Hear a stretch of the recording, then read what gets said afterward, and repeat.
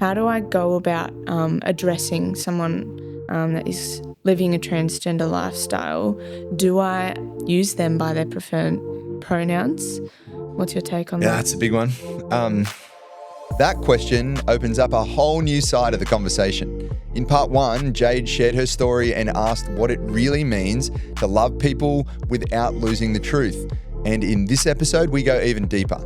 We talk about conviction in a culture that really does reward compromise. And we talk about how to stand for the truth at work and at home, and what it means to love people enough to tell them the hard truth. Welcome to the Love Questions podcast, where faith meets culture, questions spark conversation, and the truth is spoken with love. Let's get into it. I guess coming off that conversation is how do we go about, or asking for me especially, how do I go about addressing someone that is living a transgender lifestyle? Do I use them by their preferred pronouns? What's your take on that? Yeah, that's a big one. I'll tell you a New Testament story. So Ananias and Sapphira in the book of Acts, they're meant to give their everyone's giving their money into the church. You don't have to, but they're all sharing their property. It's like maybe it's the Christian origins of the positive parts of communal living, where we live together, share what we've got. But Ananias and Sapphira lied actually to God. They lied to the Holy Spirit, and they said they gave all this money, but they didn't give it all. And what happens next is shocking. One by one, they both die. Wow. Now, you would have to stretch a long bow to say that it wasn't God who killed them. So, hey, you might not have ever heard this preached, but the New Testament, New Covenant God actually kills. We sometimes get this anemic picture of God like he's not going to judge, like there's no wrath, all the wrath is gone. It's not true. There's wrath in Romans 13, there's wrath in the book of Revelation, New Covenant, New Testament wrath. I'm not saying God's wrathful by nature. He's loving and merciful by nature, but you just don't paint a hyper-feminized picture or an anemic picture of the Lord. It says to fear him and love him. And so Ananias and Sapphira were killed on the spot for the sin of lying. Wow. So I'm not going to take a risk with lying. People are entitled to use language however they see fit, call themselves whatever they see fit. I'm all for freedom. Jesus is all for freedom, in the sense that you are allowed to do what you want. He gives you free will. If God wanted to be a controlling, micromanager, he would have never given us the liberties that we see in Christianity in the gospel. You've always got choice, so you can use language however you want. But as for me, I'm going to have to give him an account one day for every word that I ever spoke, and I will not lie. That is a personal conviction. I'm not going to call someone something that they're not, even if they believe that they are.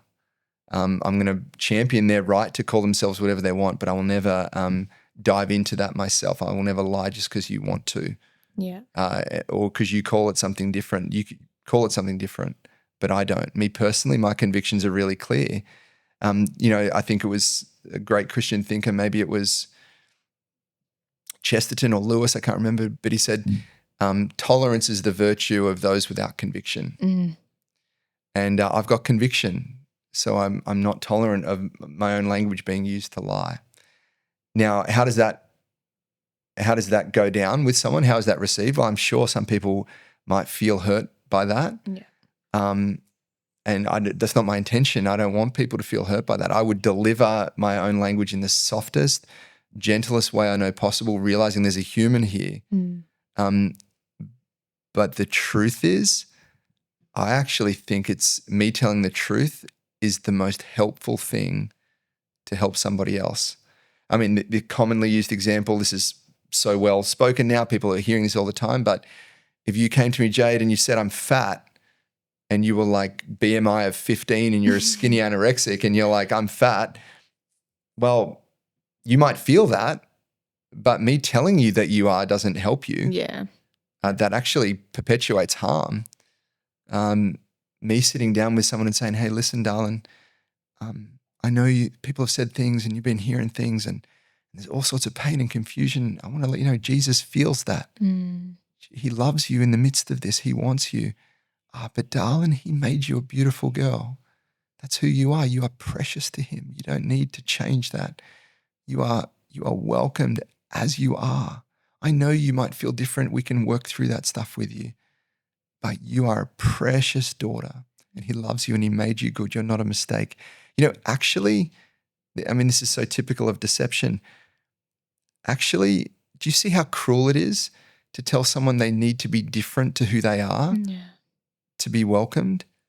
I mean, that's where the lie is. That's where the harm is. Telling someone that, grooming these feelings is wholesale grooming online, other places that's getting exposed day by day, grooming of these people like total manipulation to get them thinking and feeling a certain way and then saying, that's who you are. And unless you change everything to become that little fleeting feeling, you can't be accepted anywhere. And then blaming the people who are truth-telling. Yeah, it's called Stockholm Syndrome. It's where the person who's being taken captive forms a bond or an attachment with those who are their captor. And then when a liberator comes, they think they're the enemy. It's happening all over the place. Yeah, wow. What do you think for someone who is working in a role where it can be seen as discriminatory to not affirm someone's pronouns and could actually jeopardize their job? How do you think for someone like that it would be, what do they do in that role? Let me come back to a practical answer to that in a minute. But first of all, I mean, what a perfect way to highlight the injustice. So if you go down one ideological path, you are totally safe. You are state sanctioned, state protected. If you go down a different ideological path, your ideology is criminalized. I mean, just what happened to self-determination? What happened to freedom of ideas? What happened to freedom of speech? What happened to diversity? What happened to inclusion? I mean, you can tell they're just absolutely feeble lies. None of these are actually true at all. This is just a huge beat up. This is called viewpoint discrimination. It's being tested right now in the US in Colorado. So one viewpoint is sanctioned and one viewpoint is criminalized. How should it be that you just stating what you believe to be true according to your either your convictions, because there's non-religious people who have these same convictions, many of them, J.K. Rowling is one of them. Maybe she's a believer, I don't know. Or Christians as well, aligning to our ancient faith, whether that be a Muslim faith, Jewish faith, or Christian faith, somehow saying something in alignment with our ancient faith now leads to the jeopardy of your job. Yeah. Actually, this is completely wrong. This is bad. This is wicked. This is discriminatory. This is all those things, and it actually needs to stop. So what I hope that as we're discussing this, what I hope people realize is we actually need to change the laws. We actually need to repeal this. We actually need to not be okay with this. Across the board. It shouldn't just be, fringe people, the Cedras, Charlie Kirks of this world who are saying, actually, this is not okay. This should be mainline Christian perspective.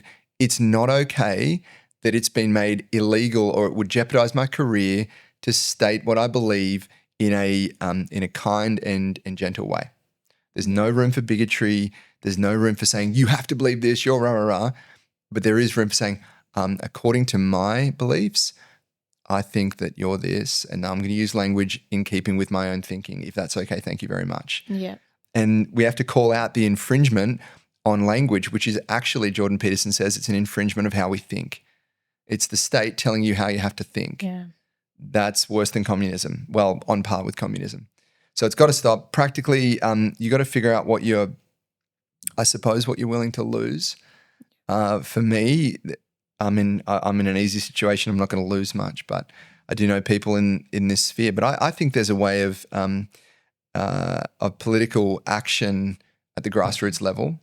So where you can have meetings with people, your staff, your team, others in hospital. Just imagine if every single Christian who believed what I believe or what you believe about gender and this debate and pronouns went to their bosses, went to their local members and just said, hey, like, we're not trying to discriminate against anyone, just letting you know, like, I'm not actually free to say what I believe and to practice my faith in a normal, or practice my ideology in a normal living environment. So how does this work out? If we did that en masse, things would shift. Unfortunately, there's a great big lie that's permeated church culture that says, don't get engaged with political things, divisive things, misrepresenting the turn the other cheek scripture, to somehow think that you're doing God great service by silently permitting totalitarian and wicked laws to permeate every area of culture. Actually, if it was just doing it for ourselves, if it was self-serving, sure, we should just be willing to suffer. This isn't just that. This is actually permitting an environment that our children will be raised in that is deceptive. I'm not here because I want an easier life. I'm doing this because I have kids who I want them to have a world where they can practice freedom of expression and follow Christ without being put in jail. Yeah. Isn't it wild? I just think that the whole argument for them is you've got to love everyone and love who they are and love who we are, and, you know, as long as you don't say what you believe, because what you believe is opposite to what I believe. And all the subtle lies. You love who they are. That's fine. Yeah, we just disagree on who they are. Yeah. We do. We totally love who you are. Yeah. We just don't think that you are your sexuality or your feelings. We think you're way more than that. You're bigger. You're created in the image of God. You're amazing. You're precious. You're worth so much more than just what you feel. So we love you who you are. We just disagree on that. And it should be okay even to disagree. Yes. Like, I think differently about the very the nature of the human essence. That should be okay too. Yeah, totally. So bringing that into, I guess, like a family dynamic, how do you think about us loving and supporting family members who may say that they're LGBT without like compromising what we believe? Yeah, that's really good. I think, relationship is key. Above or as a foundation perhaps for truthful conversations is people need to know that we love them, that we're deeply committed to a relationship with them, that we're deeply committed to being in relationship even where there's disagreement, that we just don't want to walk away from them, that we care, that we're there for them. You know, there's an old saying, like, people don't care what you know until they know that you care. Yeah. So, expressions of genuine love for folks is so crucial. After that, I think we could be, I think we can be way better at listening, asking those questions. What's it been like for you? Where did this come from? What are you believing? And I think then as you listen, there's a whole lot of things, like we just identified a very subtle deception. It's just beginning to be able to have the relational connection to talk through those fundamental beliefs that underpin the rest. And most of them are deceptive at that early level, at the fundamental level, that idea, that language that assumes a falsehood. So this person is blah, blah, blah, so how can you blah, blah, blah? Yeah. Well, you've made the assumption that this person is. Can we talk about that? Often the arguments are assuming the ideology of the question asker. Well, we need to bring those conversations back. Hey, you say that, but have you thought about that? Yeah. And there's going to be a whole lot of dialogue. And you know what? Some people won't agree right away, but you'll plant seeds of number one, deep commitment and love to them, and you'll plant seeds of truth that down the road echo around in people's hearts. And I've got a family member we've had conversations like this, and the response was like, please, please, please don't stop talking to me about this. Wow. Please don't leave me. Can we pray? We pray. Whatever God's will is, let's do that. So, I mean, I think that's a reflection of stewarding the relationship. That's so beautiful. Yeah, I think definitely we can get better at being listeners. How often are we to jump in and say, this is what I believe, but... Yeah, just ask Michaela.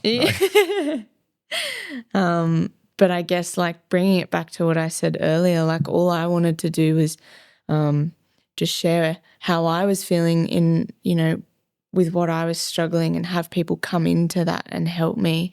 It's the same, like people just want to share their experience and have people listen to them. Yeah, totally. Be loved, be allowed to be messy, be allowed to be, like we've talked about, like I love the ministry you're talking about it. Just no taboo stuff, talk it through. Yeah. Even just be able to talk about what the feelings are. Yeah. My gosh, in a suitable context and all of that. But like, I know so many people who were living lesbian lives, but what they were actually describing in their own words, I'm not saying this is what they're saying, what they had was deep codependence. Wow. They found a friend who got them, who listened, who they needed, who thought they couldn't live without, and in a moment in time, that codependence became sexual. Wow. This is a super common story. Yeah, that's crazy. Hey, thanks for watching. And if you're enjoying this podcast, why don't you sign up for our monthly newsletter where you'll get inside scoops and more information going a little deeper with the information you need. Go to lovequestionspodcast.com and you can sign up there. Going, like, I guess delving into that a bit more, like what are other reasons that, people may feel the attraction of towards the same sex? Yeah. And how do you kind of, I guess, link that with their identity? What does that mean for their identity? Yeah, totally.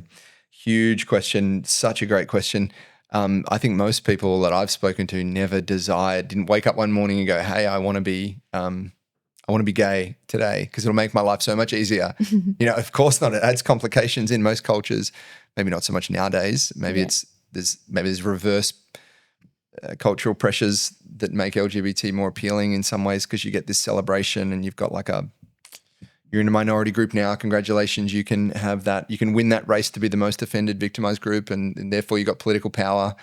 I'm speaking plainly, but that's the truth for many people. But on an individual basis, there are lots of reasons. I would say we don't know for sure.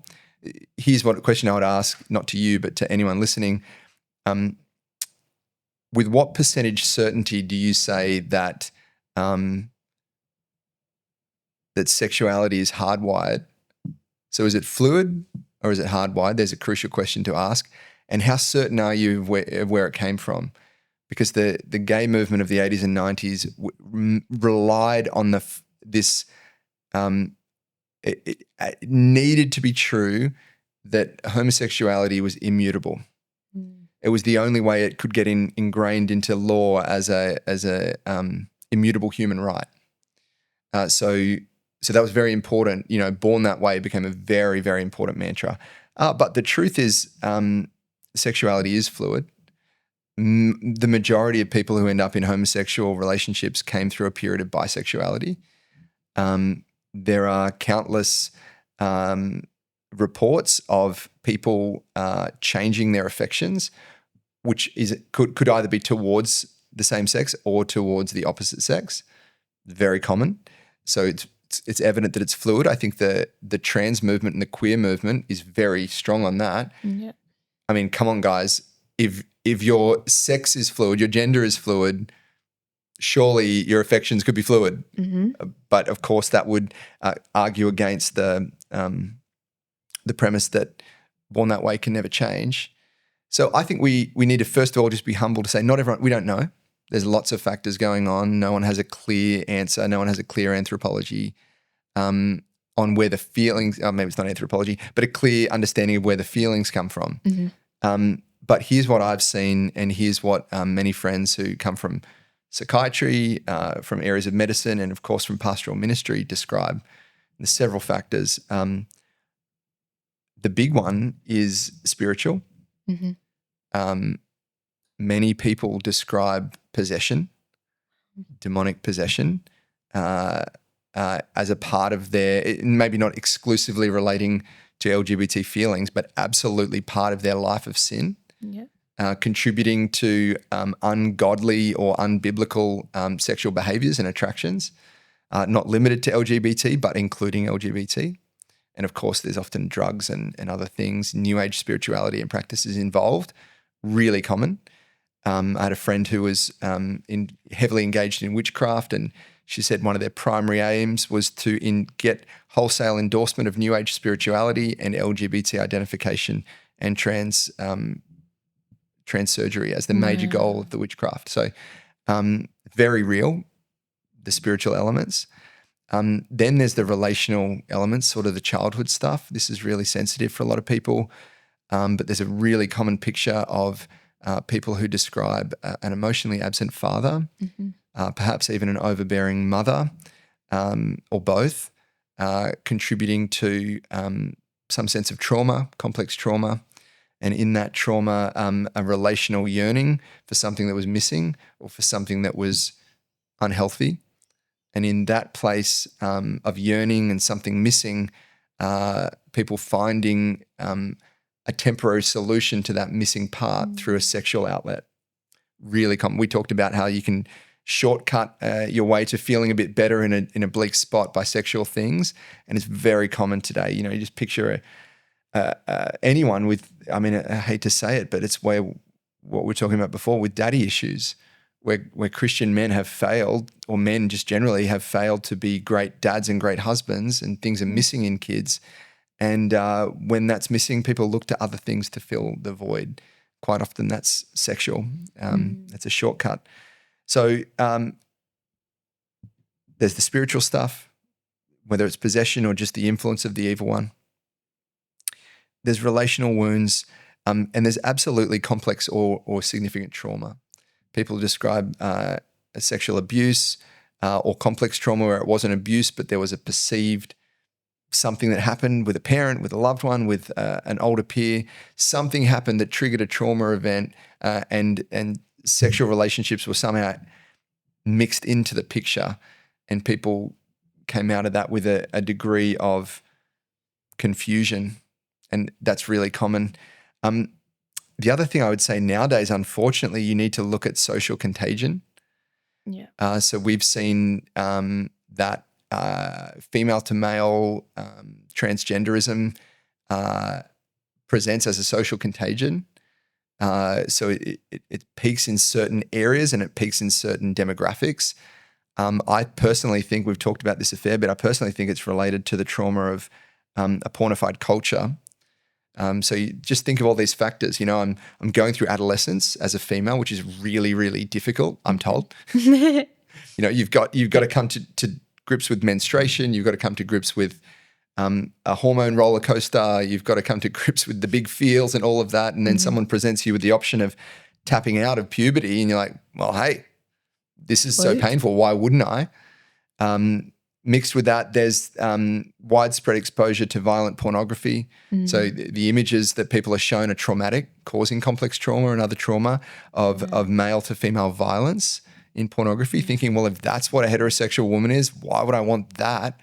If the only way out of a violent destiny is to transition, I'm not up for violence, thank you very much. And then, coupled with absent parents or other things, it's very common that people move into something that feels safer. The other one that's really disturbing actually is the crossover between borderline personality and transgender surgery, as well as autism spectrum and transgender identification. This is really sinister stuff.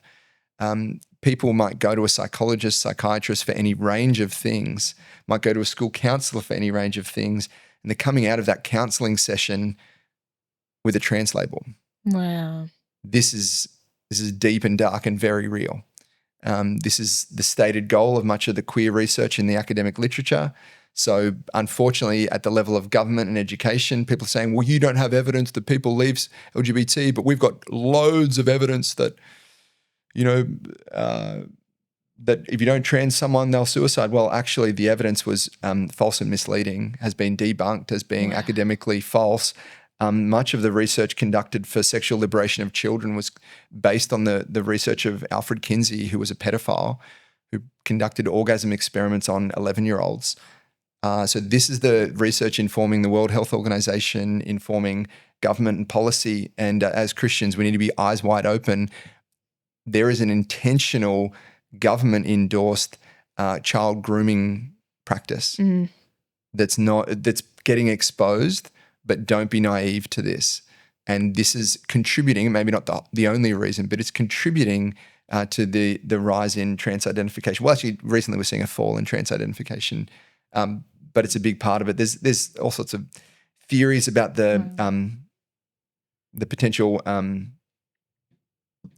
economic benefits for big pharma and for surgeons. Just as an example, like if you do mastectomy for breast surgery, I think Medicare will give you a couple of $100. But if you do a top surgery and mastectomy for a trans-identifying woman, young girl, you get like triple the amount from Medicare. Wow. There are like financial incentives to trans kids, which they're getting exposed, and they're for the egregious practices that they are. I think Tavistock in the UK will suffer a class action if it hasn't been successfully prosecuted yet. So these are gender transition clinics that are being exposed for being sham medical practices. So there's a lot of reasons people end up this way, that feelings arise. We don't know all of them. And that's broad. Yeah. Yeah, wow.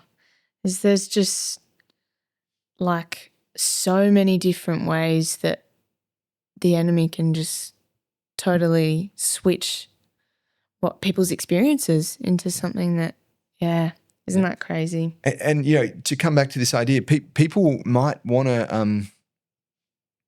to continue gay life. We're not here. We're not talking to you. We're saying you're welcome to come follow Christ. We love you. He wants you. Don't give up. He'll welcome you in. We have to repent, but he'll welcome you in. But many people just don't want that, and it's tragic. But it's not different to people who don't want Christ and want to live a life of materialism. We're talking about people who are invited in and looking to think like Christians think, understand the world through the lens of the Bible. That's who we're talking to. Yeah. And that might not be for everyone, but that's what we believe, and hopefully this gives insight to that. And we recognize people have different worldviews to that, and it's fine. Like, you have great freedom to disagree with what we're saying, but it's important to clarify this is what these are trends that we're seeing, and this is how many Christians think. Yeah. So cool. Touching on the pornography side of things that you mentioned, what do you believe that it is a sin to watch pornography? And I guess a lot of people say, it's consenting adults, nobody's getting hurt. Yeah, what's your take? Gosh, yeah. Again, talking to Christians, I know there are a lot of people out there who are non-Christians who are reporting on the data of the widespread harms of pornography on people, on young people especially. So maybe just talk about those first. Look, there's studies linking pornography to increased depression, increased suicide. Pornography consumption and addiction to increased suicide, depression can culminate in anhedonia, which is the inability to experience pleasure in any aspect of your life, a devastating psychiatric symptom. Sexual dysfunction, young men who watch porn for a long period can't actually sexually perform. They become infertile, incapable of sexual acts. It's devastating on so many levels, culturally, in society. The idea that porn doesn't harm anyone is completely untrue. They use language deliberately crafted to make it seem innocent. Like, these are actors who are performing adult entertainment. Of course, they're not actors. They're real people with real souls and real bodies and real feelings who are getting maybe it's consenting, maybe they were desperate. We don't know every situation, but there's just immeasurable damage being done to the individuals making these films, making this content. We've had people on from from OnlyFans who just reveal the industry just targets vulnerable people and grooms them. They have needs in their life and they manipulate them by fulfilling those needs and then luring them into a life of pornography, soft porn or hard porn. So people are getting hurt all the time. People who come out of that world are very damaged, very hurt. And so it's hurting them. It's hurting the people watching the porn. It's hurting the people making the porn. It's hurting young minds. You think people watching it in their adolescence are getting an education on what sex is about from predominantly violent pornography. So you just think of what that does for your 13-year-old who thinks what sex is to abuse women. Yeah. Yeah, no harm being done there. No, not at all. Totally fine. Yeah, we have devastating escalating rates of domestic violence. And I'm like, you will never solve the domestic violence crisis until you solve the porn problem. Yeah. Like that's the cause. We've got feminists who are anti-domestic violence and pro-porn. I'm like, that is just, you've lost it. So there's damage being done all over the place. For a Christian, it's really clear. Overcoming lust, overcoming sexual temptation is crucial to following him. Yep. We must learn to govern ourselves. We must learn to overcome temptation. And porn, you could not watch porn without lust. So it's buying into lust. It's following the lead of the evil one. It's giving yourself to him. It's following darkness. It's following depravity. It's glorifying fornication. It's sin. How else do you say it? Yeah.